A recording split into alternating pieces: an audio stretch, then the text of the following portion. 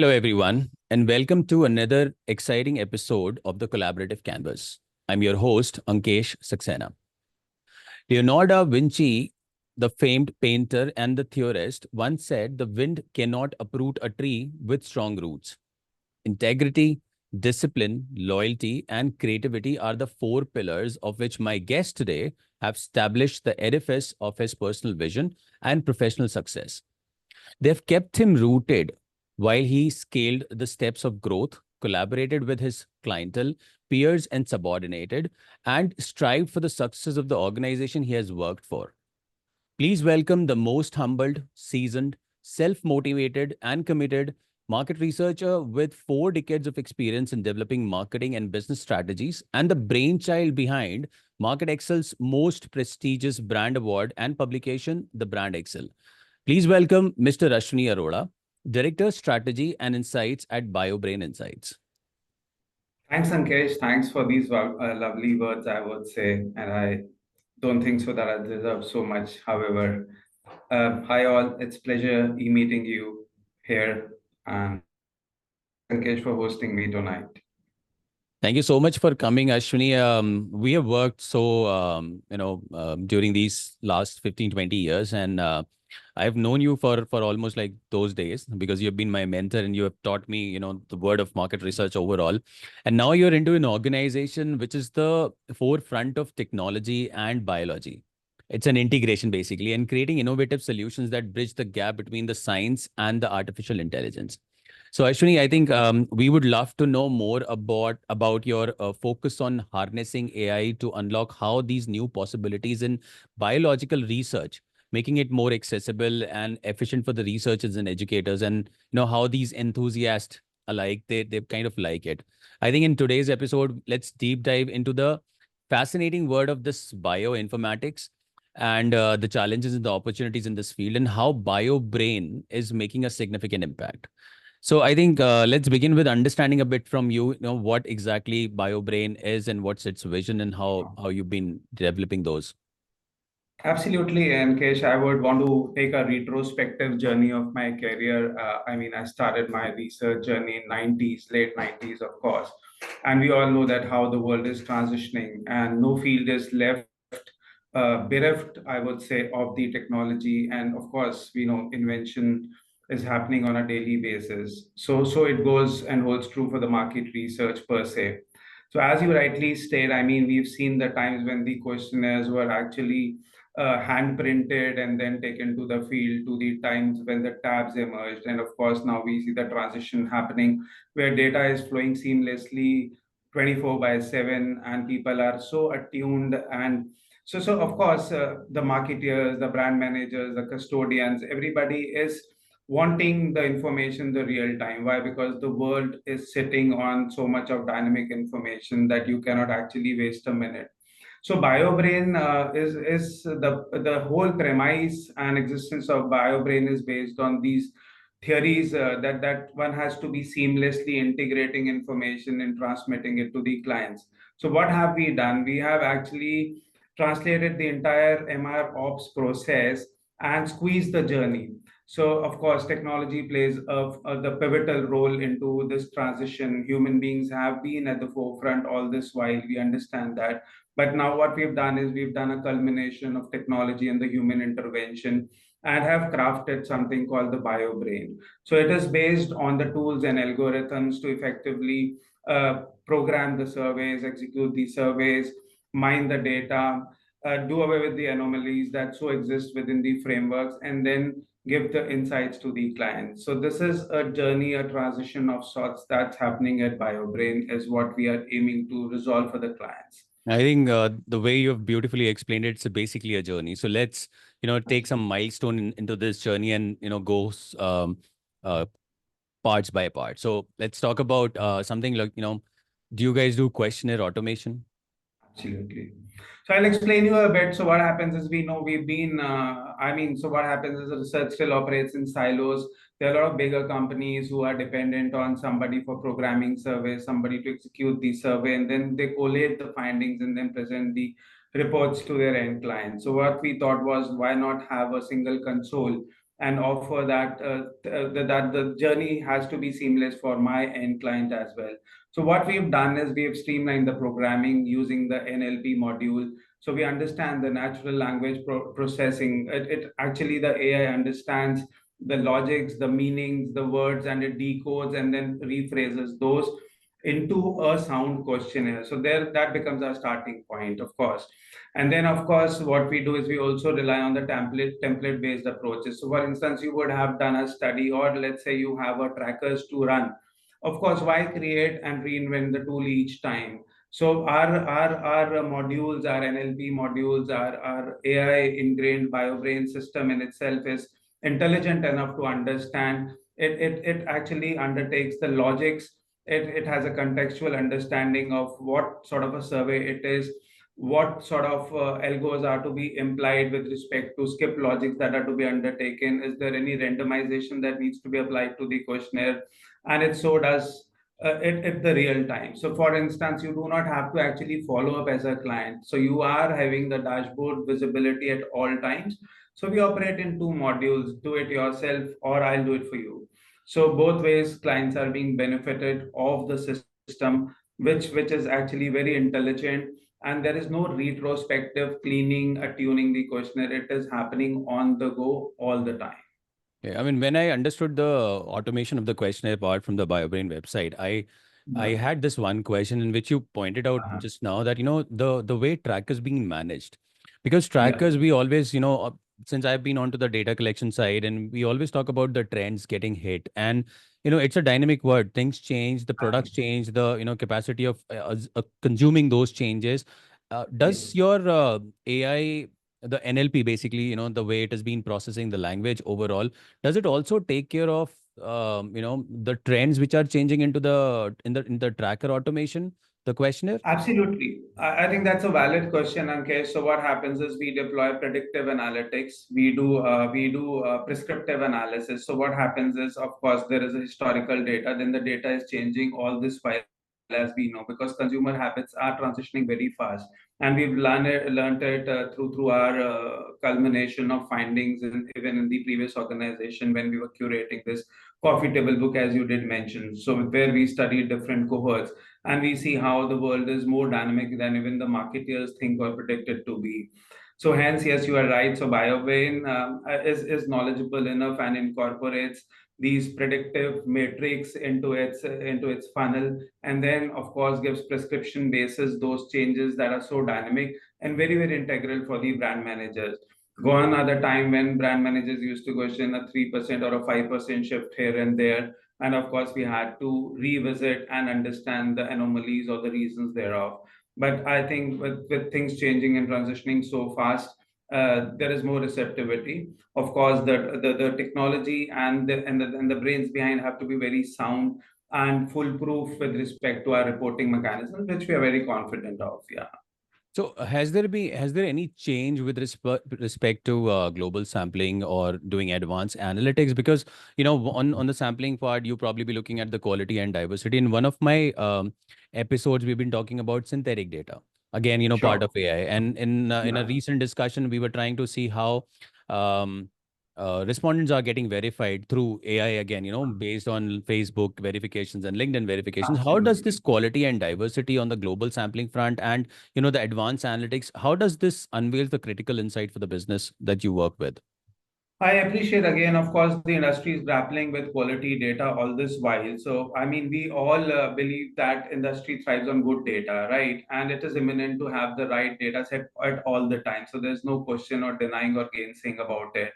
So, but one good thing that has started to happen is that the clients and the industry players, I mean, the agencies per se, have started taking note of this and cognizance of this and become more serious onto the quality front, right? So of course we are doing as industry is doing in terms of screening out, weeding out the irrelevant respondent, the bots, the gibberish language that emerges. Even so we've been tracking the data on the questionnaire while people are at go. So we are doing the fast the I would say the straight liners, the fast paced surveys, the relevant IDs, the geo tracking, the digital fingerprinting, as the industry is doing. But I think they are doing more stringent.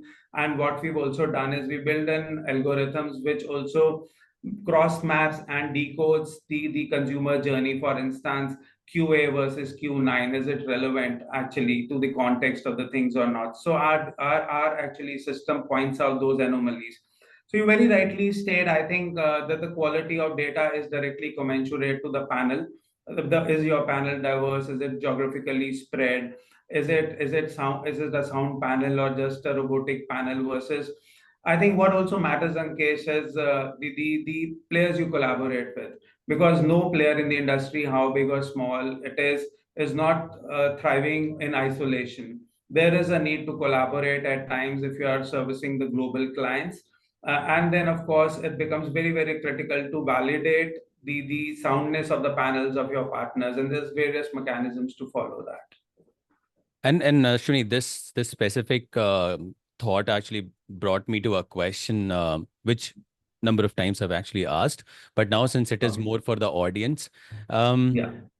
so guys, Ashwini, as much as I know, within my working career, 2005 when I started, he probably be working way before that. Now, because that's like 27 years total in total, Ashwini, aapko ho chuke hain? Yeah, so I started 97 IMRB those days. Yeah. Yeah. So 97, I was doing my first year. Oh, sorry, probably I was in my 11th. So All right.